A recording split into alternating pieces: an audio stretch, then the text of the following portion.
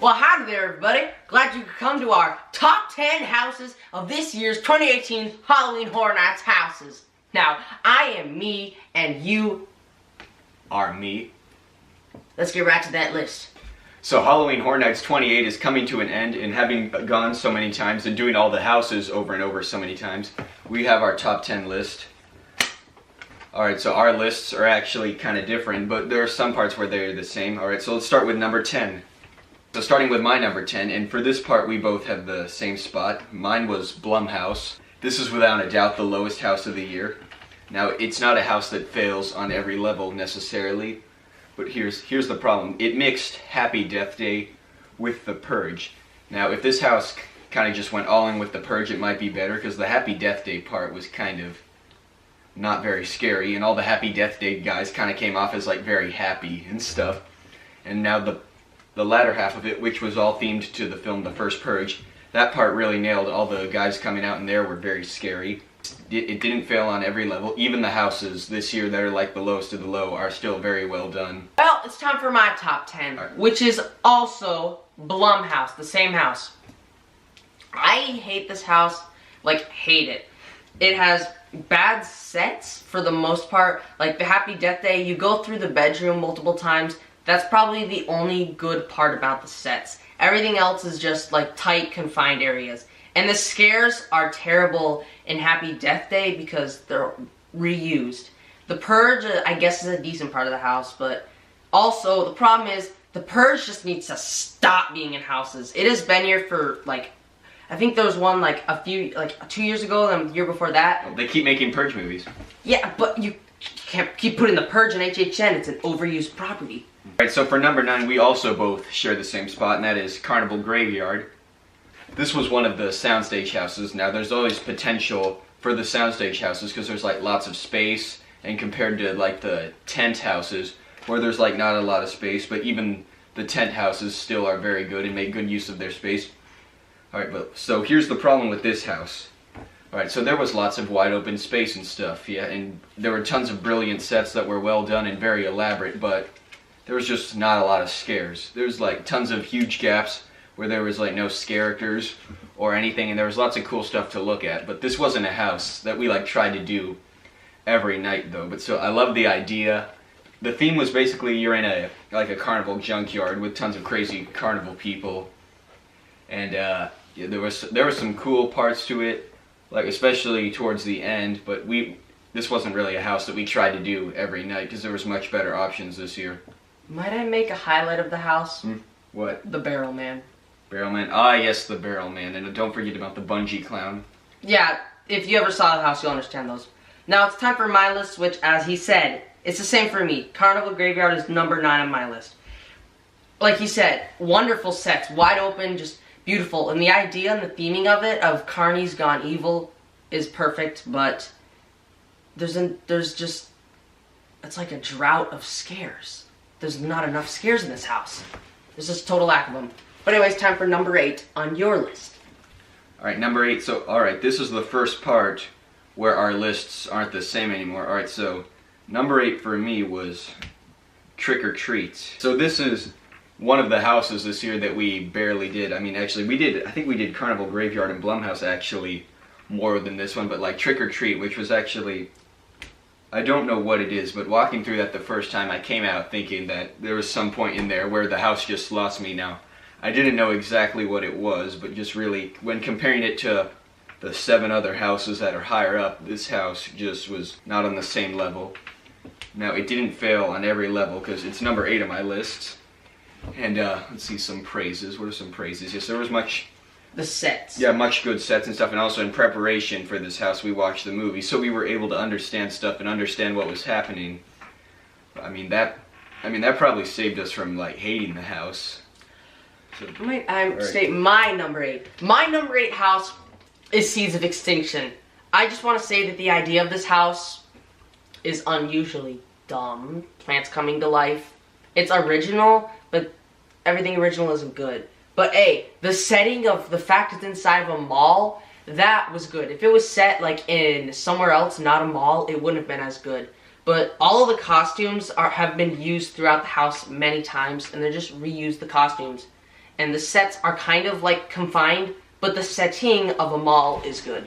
My number 7 was Seeds of Extinction. Now, alright, I remember seeing the announcement video for this house like a few months back, and when I saw that, I was actually thinking that this was going to be the worst house of the year. Like, even with the announcement, the concept was still very vague, and actually what we got was a house about evil plant people, which is exactly what the announcement video made it look like. So that's exactly why I was thinking this is going to be the worst house this year. And also this year we got 10 houses instead of 9, so this house was in a completely different location that was never used before. And yes, much like Jordan said, it took place in a mall, which was a very good idea, like a secluded, abandoned building with like tons of overgrown plants and stuff. And there were a lot of people wearing like suits to make them blend into the wall and stuff. At a certain point in the house, at the halfway point, you can start to recognize outfits because they're all the same. It's like, oh, that's a character. That's a character. I mean, yeah, he is right, but the first time through, it did scare me a few times, but after going through it so many times, much of the scariness does kind of die down, but it's still a lot of fun to walk through. And also, there was one scene where, much like the Dead Waters house last year, it was a tilted hallway. I don't know, some people say they don't like those, but I kind of like it, because it gives it like an offsetting feeling. Yeah, an offsetting feeling. Let me just state, this is our most conflicting idea. Me and him we both have different opinions on this house. My number 6 is Scary Tales. He likes this house. I don't like this house. It has, I guess, it's got some good sets, like the Rapunzel's castle and all the evil pigs. Hansel and Gretel, come on, Hansel and Gretel. The one, like, great thing you can pull out of this house is the one scene with Hansel and Gretel where there's that German boy going, so yummy, yummy in my tummy. Apart from that, we went through the house. That character did not go out for us. I hated the experience. That's the one thing that can redeem this house. Now, I guess the sets are okay, but the scares are also okay. So in general, I guess it's more on the okay side. It's just not a house that stands out to me. It's an idea that's been mingled with before by HHN. It's not something unique. Now, so my number 6 was actually Halloween 4. Alright, so let's talk about this. So much like Trick or Treat, in preparation for this house, we also watched the film Halloween 4. Now, this was a movie that kind of like, as far as its location goes, like jumped around all over the place, where like Halloween 1 had a defined location in like a neighborhood. Halloween 2 had a defined location in a hospital. So in watching the movie, I was wondering how they were going to pull it off with this movie, like always changing locations and stuff.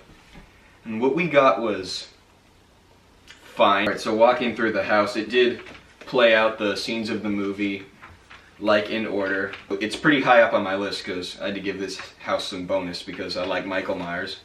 Always a redeeming factor. Well, should we move up to the next number? Yeah. Number 7. On my list, number 7 is Halloween 4. The sets are okay because they kind of feel rushed and there's a lack of detail in them. And the scares are also okay. I mean, some of the Michael Myers scares actually can get you, but 90% of the time, they don't get you. And the scare is just a total lost opportunity there. Alright, so now we're moving on to number 5, and my number 5 is Dead Exposure. Alright, so now time to explain.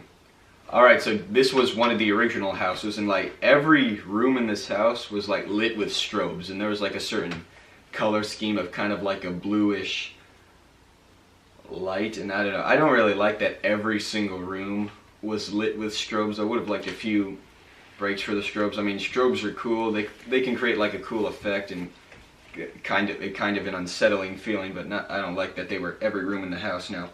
But this house worked pretty well, as it is the number 5 on my list, which is like the right in the middle. And still, like every time I went through this house, I always got scared because there was just those strobes make it crazy. Like it's dark for a while, and then once they come right back on, they're like all up in your face. My number 5 is Trick or Treat.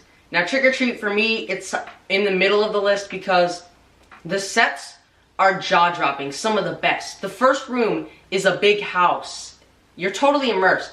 And then the final set is also like a really wide open space. The problem is, it's the same with Carnival Graveyard. The scares are not well put into the area in like the sets. The scares are just kind of out of place as you'd expect. There's not really much creative into the scares. And that's just why it's on my number 5 spot. My number 4 is Dead Exposure. The reason this list is up in the higher spectrum of the list is because this house is unique. They had done this house before, years back. The premise of the house is basically you're looking through the photos and seeing a place getting overrun by zombies through the pictures. Hence the strobe lights and the name, Dead Exposure.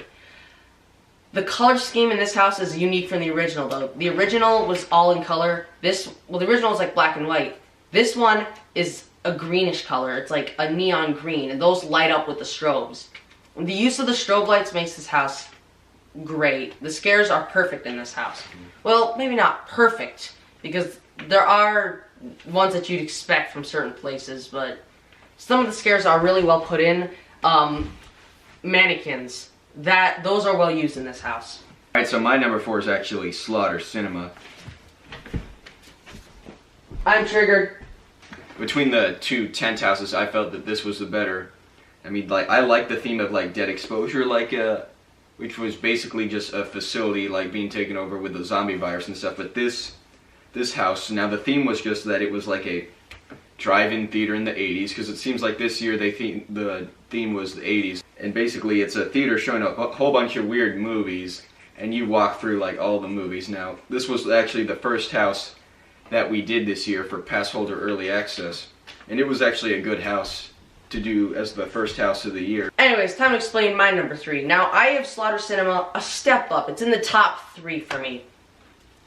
The idea of this house, of the drive-in theater, wonderful idea. And the house is brilliantly crafted together, and you jump around to storylines, but there's a transition scene where you see a poster for the movie before you go into it. And then some of the movies are just kind of repetitive, but then some of them are comedy gold. Barber Chop, that's a great one. I love Barber Chop. Midnight Snack 2 is my personal favorite, though. The scares, especially there's one scare at the very start, which every time it gets you. Oh, now you remember. That's Samurai, yep. I love that Samurai. It comes out from behind the poster. Anyways, for me, the thing that hits this house really on a home run is the theming. Alright, moving on to number 3, and I know this is going to make him mad. For me, I actually have Scary Tales as my number 3. I have problems with that house. It's a Scary Tales, which it seems Jordan seems to really dislike, but me, I found Scary Tales to be, like, really breathtaking, and this is another one of the... Yes, breathtaking. It takes the life out of you. This is one of the 2 houses that is in Soundstage 24, which seems to be the format that they've done for most of the recent years. Alright, so we have to talk about the first room that you enter into. So you enter the first room, and the first thing you see is a big castle, and there's actually an actor who's like tied to the ceiling and like flies around, like she's the Wicked Witch, I believe, from The Wizard of Oz, and she's like flying around over your head and stuff, like inches from the top of your head, like that. One redeeming thing about the house. Even the German house, well, the German people's kind of okay, because it's a hit or miss with that one. Call it the German thing. It's Hansel and Gretel. It's not. Yeah, well, Hansel and Gretel is a part towards like the beginning of the house.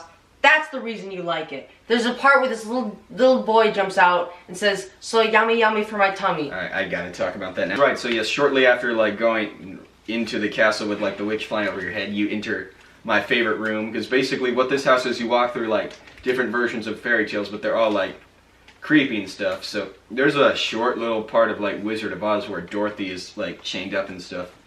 I mean, but that part was kind of short and there wasn't really much life into it. But then you enter the Hansel and Gretel part where there is a witch who seems to be eating a child right there, and I just love hearing about the death of children, and as who I'm assuming. Demonetized. Yes, that's demonetization right there. She's eating the child, like, nibble, nibble, nibble, nibble. And then, like, from out of the corner comes a little German boy in lederhosen he says, "It's so yummy in my tummy." You have to say, we once went through this house. And he wasn't there. Yeah. Did that take the house apart for you? I mean, kind of, because the thing is, some nights it's a good run, some nights it's not a good run, because there are certain spots where it's, like, not filled, because if they don't have enough people to staff the house.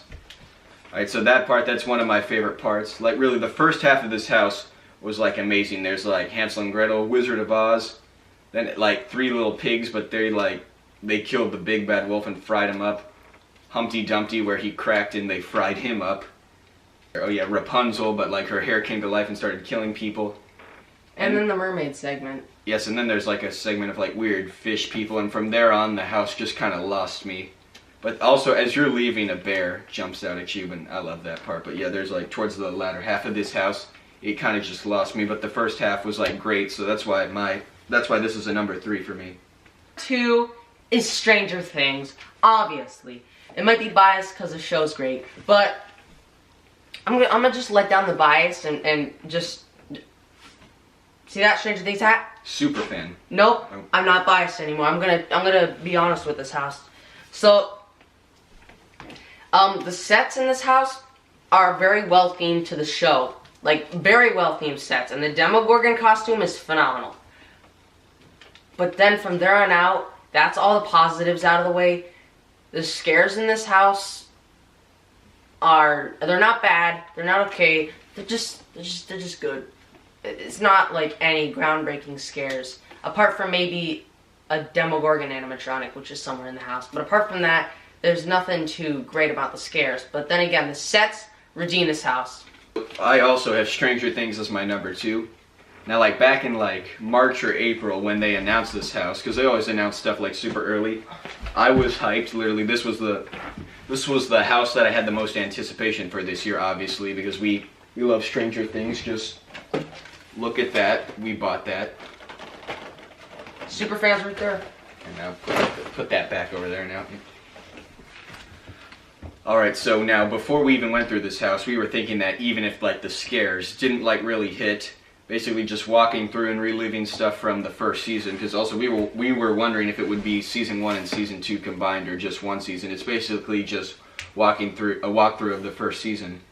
And yes, much of what we expected is what happened, like scares that weren't really that good. But the thing is, this house is so high up on our list because we love Stranger Things. And yeah, you do walk through and relive a lot of the stuff from the first season, and you can like really recognize stuff. Like all the actors in there look just like the people in the show.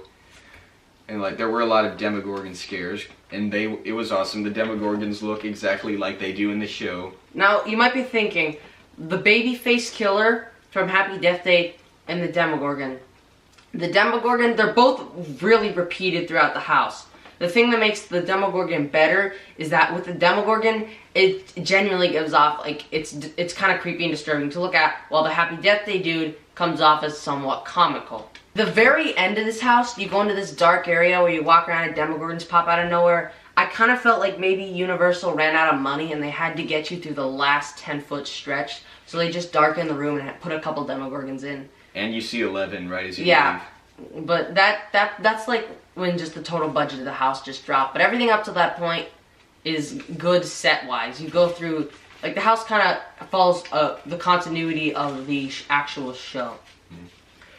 Also, this house, you kind of like go through the real world and the Upside Down over and over again. Now, when you enter the Upside Down, there's this thing, we like to call it Snope. Like, you know, fake snow machines that make snow, but it's made out of soap. So we call that Snope, like when you're in the Upside Down. Because like if you watch the show, you know in the Upside Down there's like dust and all this weird stuff all over the place. So they use that to achieve that effect in the house. So we have to get to the all-time best house this year, 2018. Number 1. Number 1, by far the best house, we both agree on it, Poltergeist. This house is wonderful. The sets in this house, they might not be to the Stranger Things level at times, but they beat out a bunch of the stuff on the other list.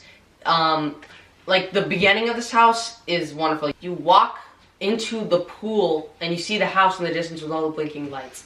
That is a great beginning for the house. Then you go into the dirt and you see all of the people. Well, if you've seen the movie, it ends with all the coffins rising up, and that's basically where the house begins. The house begins the way it ends, and it ends the way the movie begins, and the house begins the way the movie ends, if that makes any sense. So it's a total reverse, because you begin as the whole house is just kind of crumbling apart like the end of the movie. Now, we saw the movie to prepare ourselves for this. The sets, yeah, like I said, are great. They all match up to the movie pretty well. And the scares in this house are really good. The house has a real, like, high-budget feel to it. And it's not a short house. Like, this house keeps going. Like, just when you think it's about to end, it keeps going. And as you're leaving, you still want more because the house is so good. The only part where it feels kind of not like a great part of the house is when you enter into the tunnel with all the cloths waving around. That kind of felt pretty cheap. But as soon as you exit, you see the big head for the movie. That's something that has to be mentioned though. This one has a bunch of like big animatronic-ish kind of stuff that comes at you. Like you see a big clown head, the big head that came out at the end of the movie, and you also see like the creature that's there in the hallway. Like there's a lot of like puppeteering stuff that is all over this house. It has a really high budget feel to it. You kind of just explained it all, so I don't know what there's left to explain about it. I guess we gotta find something negative about this house, because... That's the thing. Okay, so Poltergeist is also the number one for me, and we're trying to search for some negatives, but I don't really know if there's any negatives for this house. This is by far the best house in 2018. Even like Stranger Things is not on a level of this house, which that's Stranger Things. Like how could that be possible? But still, Poltergeist pulled it off with an amazing house. Well, you kind of just explained everything for Poltergeist, so I don't think there's anything left for me to say. Well, that's our top 10 list for the Halloween Horror Nights houses of 2018. Goodbye, y'all.